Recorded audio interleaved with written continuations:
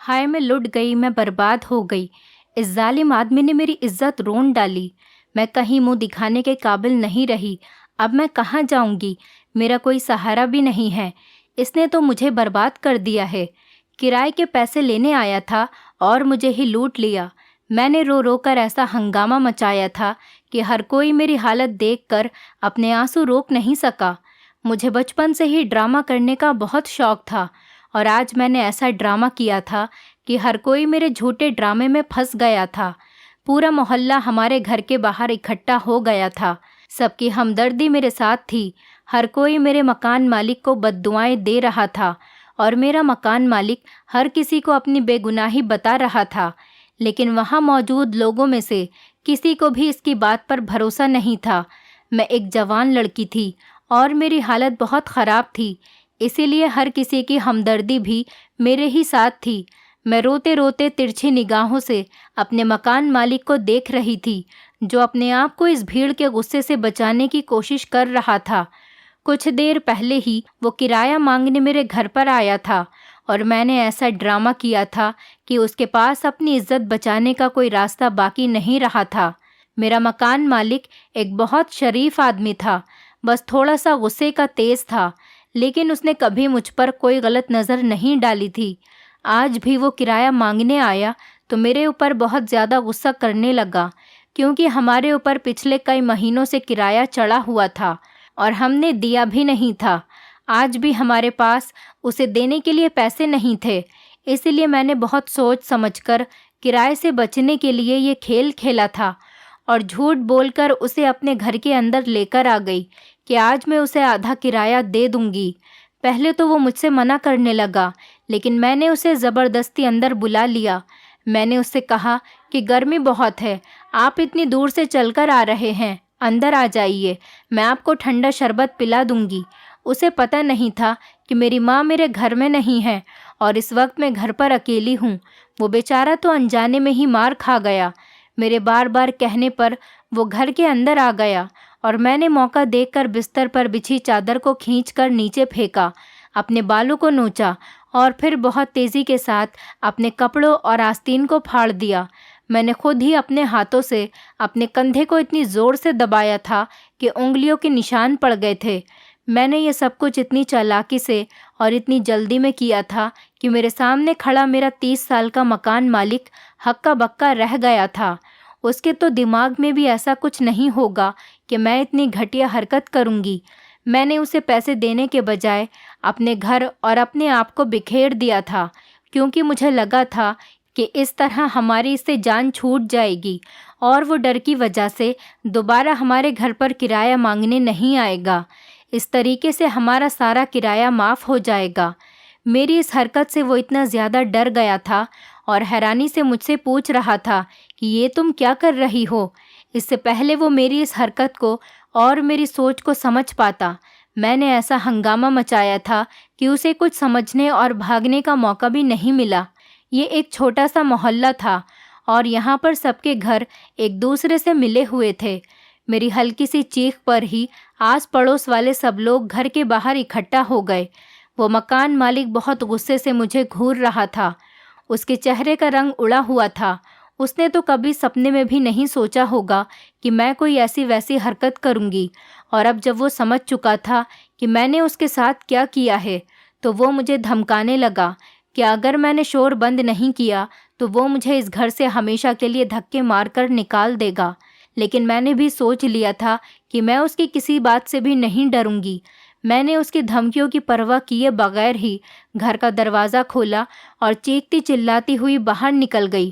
میرے بکھرے بال، پھٹے ہوئے کپڑے اور گردن اور بازو پر موجود انگلیوں کے نشان دیکھ کر سبھی لوگوں کی آنکھیں پھٹی کی پھٹی رہ گئیں۔ باہر اکٹھا ہوئے لوگ مجھے اس حالت میں دیکھ کر آپس میں کانوں میں باتیں کرنے لگے۔ میں نے رو رو کر اس قدر ہنگامہ کھڑا کیا تھا کہ وہاں موجود عورتیں مجھے سہارا دے رہی تھیں، میرے اوپر ترس کھا رہی تھیں، اس مکان مالک کو کوس رہی تھیں، جس کے منہ میں جو بات آ رہی تھی وہ کہتا ہی چلا جا رہا تھا۔ ہر کوئی مکان مالک کو یہ کہہ کر کوس رہا تھا کہ دیکھنے میں تو کتنا سیدھا سادھا اور شریف نظر آتا ہے، لیکن کرتوت تو دیکھو، جوان لڑکی کو اکیلے گھر میں کیا دیکھا، اپنی اوقات دکھا بیٹھا۔ مانا کہ یہ لوگ غریب ہیں، کرایہ نہیں دے سکتے، لیکن اس کا مطلب یہ نہیں ہے کہ کوئی بھی درندہ ہماری بچیوں کی عزت لوٹ لے گا۔ یہ لڑکی صرف اپنی ماں کی نہیں بلکہ ہمارے محلے کی بھی بچی ہے، اور مکان مالک کی یہ گھٹیا حرکت پر ہم لوگ چپ نہیں بیٹھیں گے۔ پورا محلہ ہی میرا ہمدرد بن کر کھڑا تھا۔ یہ سب وہی لوگ تھے جنہوں نے ہماری غریبی کا کبھی احساس نہیں کیا تھا، اور نہ ہی کبھی ہمارے گھر ہونے والے فاقوں کا۔ اس سے پہلے ہمیں کوئی پوچھتا بھی نہیں تھا، لیکن اب اس تماشے میں سب برابر کا حصہ لے رہے تھے۔ کچھ لوگ تو آگ میں گھی ڈالنے کا کام کر رہے تھے اور مکان مالک پر چڑھ چڑھ کر حملہ کرنے کی کوشش کر رہے تھے۔ اس ہنگامے کے بیچ میری ماں بھی بازار سے لوٹ کر آ گئی، اور وہ یہ سب منظر دیکھ کر حیران رہ گئی اور خوب زور زور سے رونے لگی۔ اماں کو پتہ نہیں تھا کہ میں نے یہ ڈرامہ کیا ہے۔ اماں بھی دوسروں کی طرح مکان مالک کو ہی غلط سمجھ رہی تھی، اور محلے والوں نے جب میری اماں کی ایسی حالت دیکھی تو مکان مالک کو غصے میں کہنے لگے کہ تو نے اس لڑکی کی عزت پر ہاتھ ڈالا ہے، اب اس بیچاری کو کون اپنائے گا؟ یہ تو ساری زندگی اپنی ماں پر بوجھ بن جائے گی۔ تجھے تیرے کیے کی سزا ملنی ہی چاہیے، اس لیے اب تو اس لڑکی سے شادی کرے گا اور یہ گھر بھی اس کے نام کرے گا، ورنہ ہم تیرا اس محلے میں قدم رکھنا بھی مشکل کر دیں گے اور پولیس میں بھی تیرے خلاف رپورٹ لکھوا دیں گے۔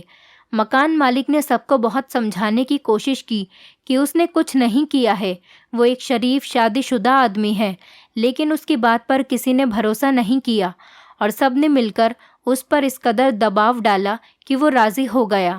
لیکن اس سارے ڈرامے میں نے اس نکاح کے بارے میں نہیں سوچا تھا۔ میں نے تو صرف یہی سوچا تھا کہ میں اسے بدنام کروا کر اس محلے سے نکلوا دوں گی، اور پھر وہ خود ہی ڈر کی وجہ سے کبھی اس گھر کا رخ نہیں کرے گا۔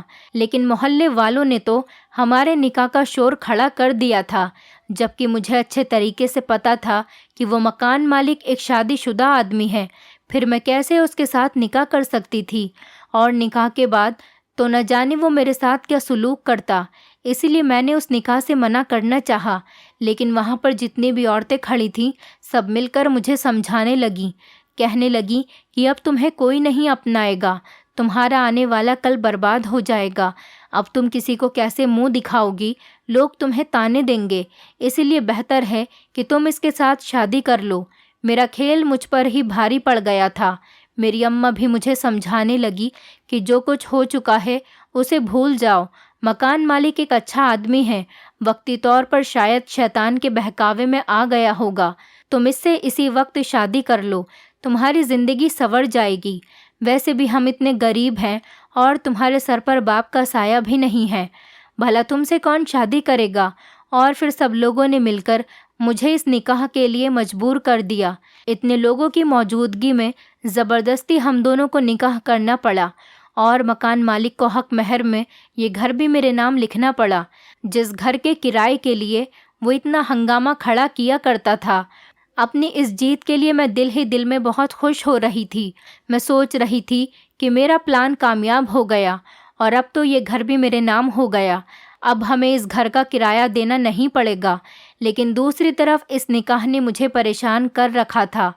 اب میں پتہ نہیں کیسے اس مکان مالک سے اپنی جان چھڑواؤں گی، مجھے کچھ سمجھ نہیں آ رہا تھا۔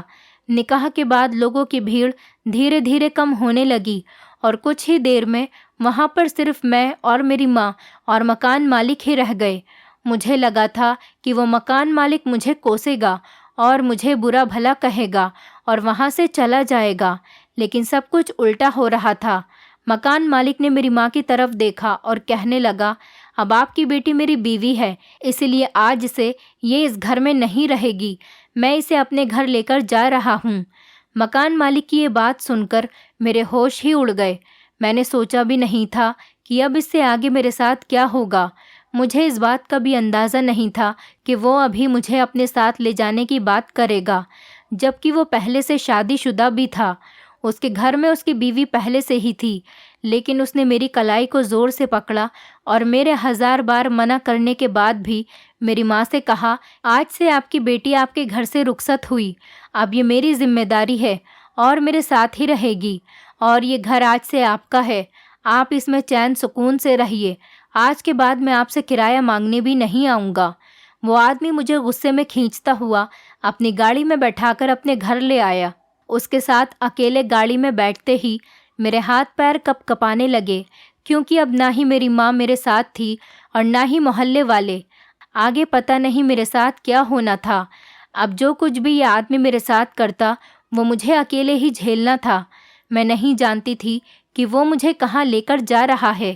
مکان مالک کی آنکھوں میں غصہ اور نفرت دیکھ کر میری تو جان نکل رہی تھی۔ 1 گھنٹے کے سفر کے بعد گاڑی ایک چھوٹے سے مکان کے آگے رک گئی۔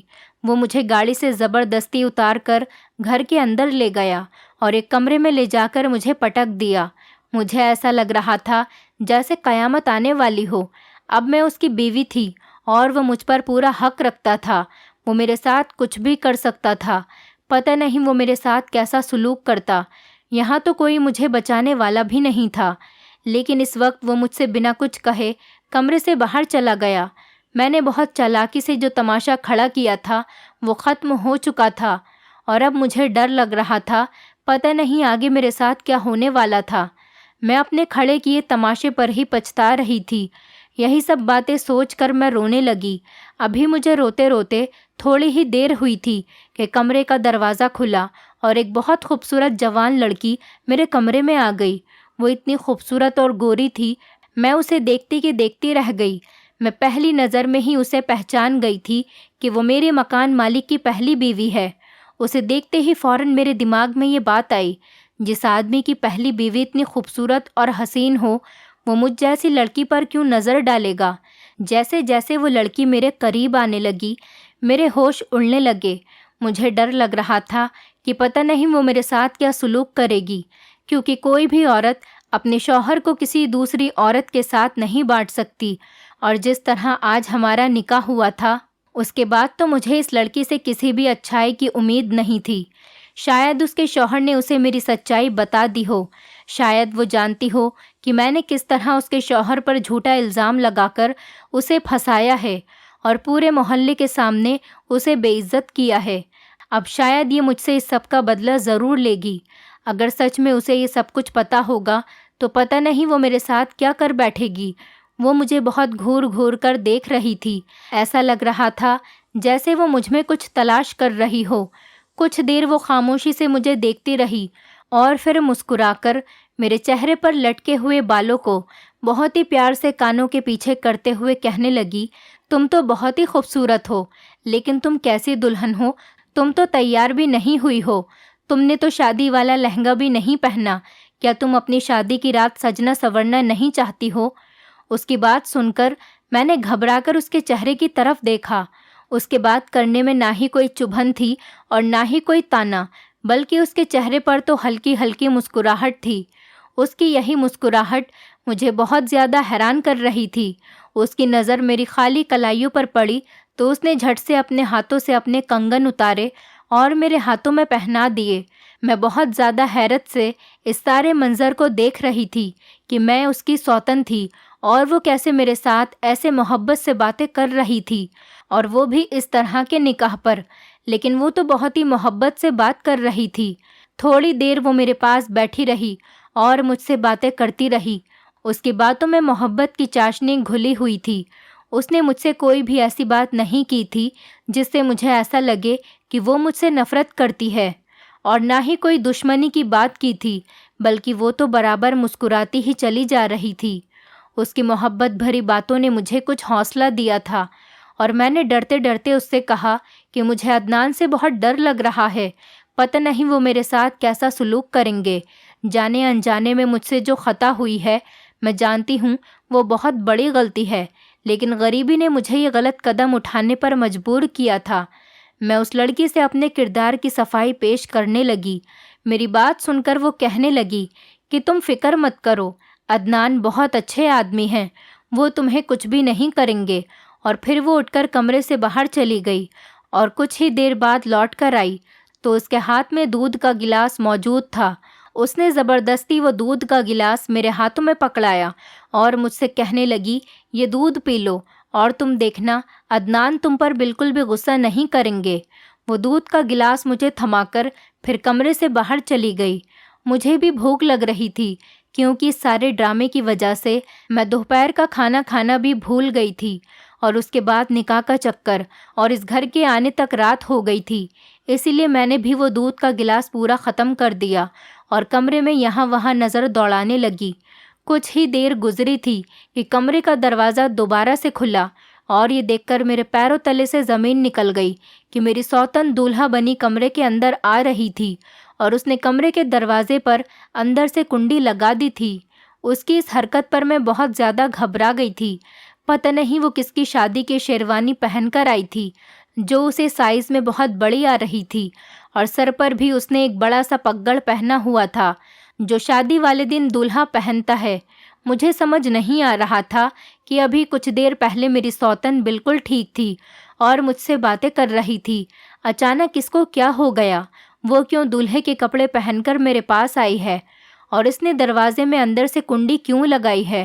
وہ آہستہ آہستہ میرے بستر پر آ کر بیٹھ گئی اور اپنے ہاتھ میں پکڑی ایک چھوٹی سی مخملی ڈبی کھول کر میرے سامنے رکھ دی، جس میں خوبصورت سی سونے کی چین چمک رہی تھی۔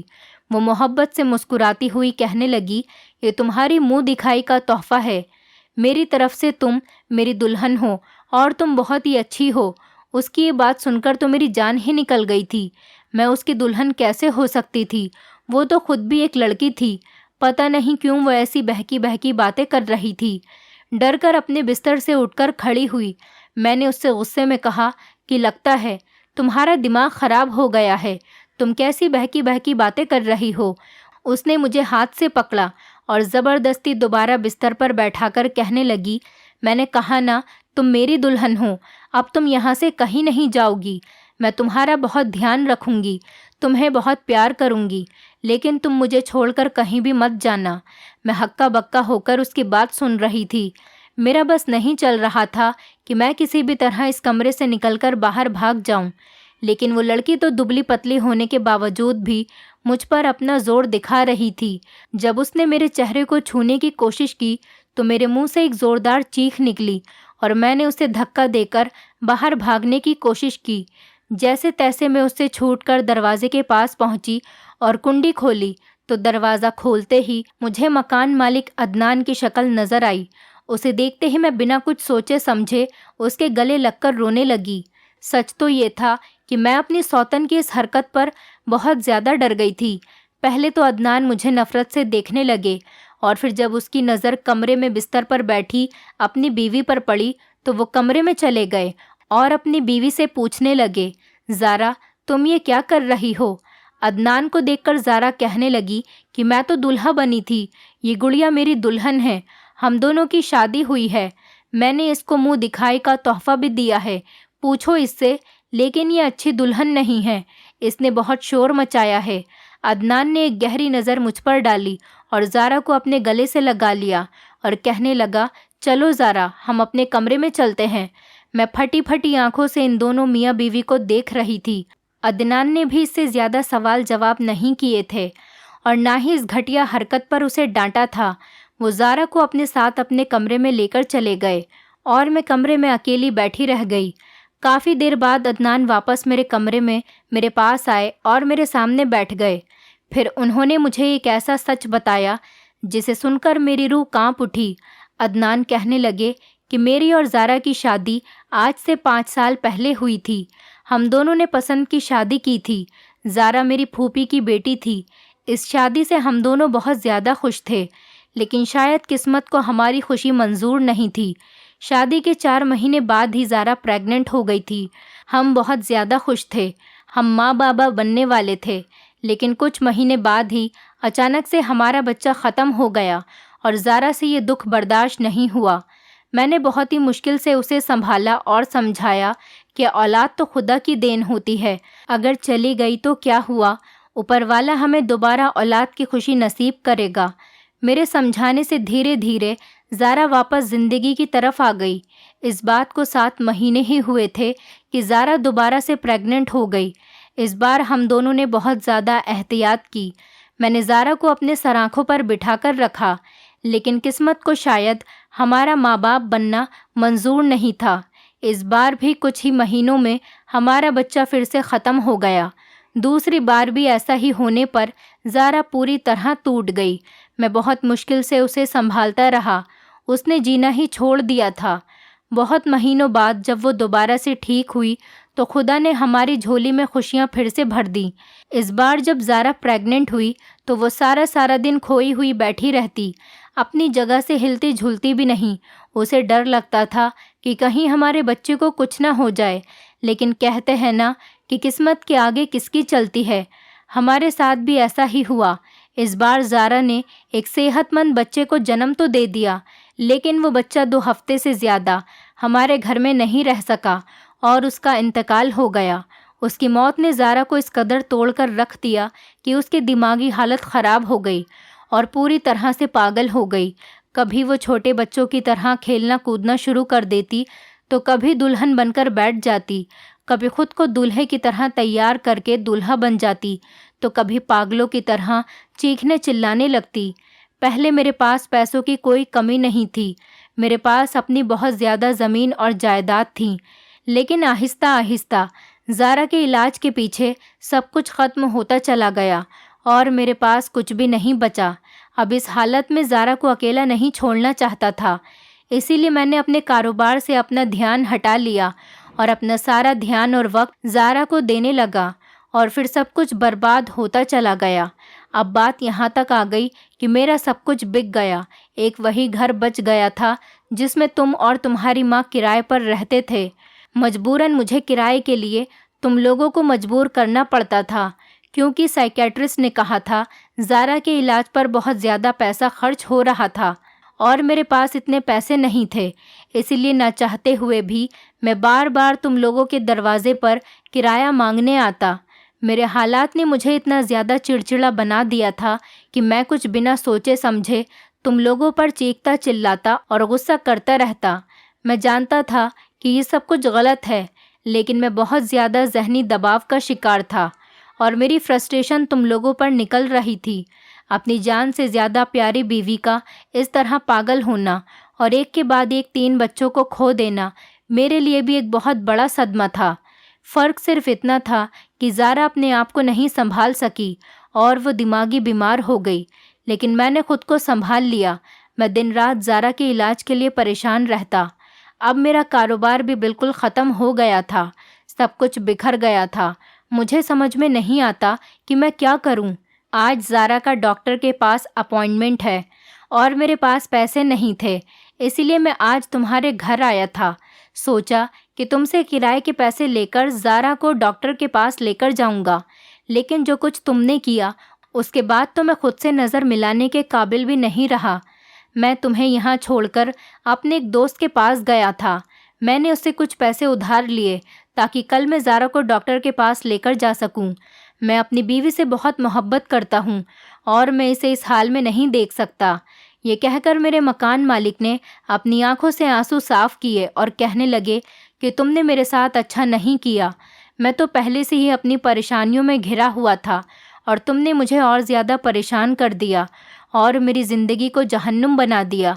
मैं जो गुस्से में अपने मकान मालिक को शैतान कहा करती थी, मुझे अब अपने आप पर अफसोस होने लगा। मैंने बिना सोचे समझे एक शरीफ आदमी के साथ क्या कर दिया। उसके गुस्से के पीछे जो परेशानी छुपी हुई थी वो जानकर मेरे रोंगटे खड़े हो गए थे। वो बेचारा तो अपनी ही मजबूरियों से लड़ रहा था और मैं उससे गुस्से वाला और जालिम समझती रही। आज मुझे इस बात का एहसास हो रहा था कि हर आदमी अपने अंदर अपने दुख छुपाए होता है। हम इंसानों को उनके रवैये से जज करते हैं, जबकि सच तो ये है कि हमें उनके अंदर झांकना चाहिए। अदनान का सच जानकर मैं उनके पैरों में बैठ गई और अपने गुनाह की माफ़ी मांगने लगी। अदनान ने एक नज़र मुझे देखा और फिर मुझे माफ़ कर दिया। उन्हें भी इस बात का एहसास था कि मैं और मेरी माँ किन हालातों से गुज़र रहे हैं।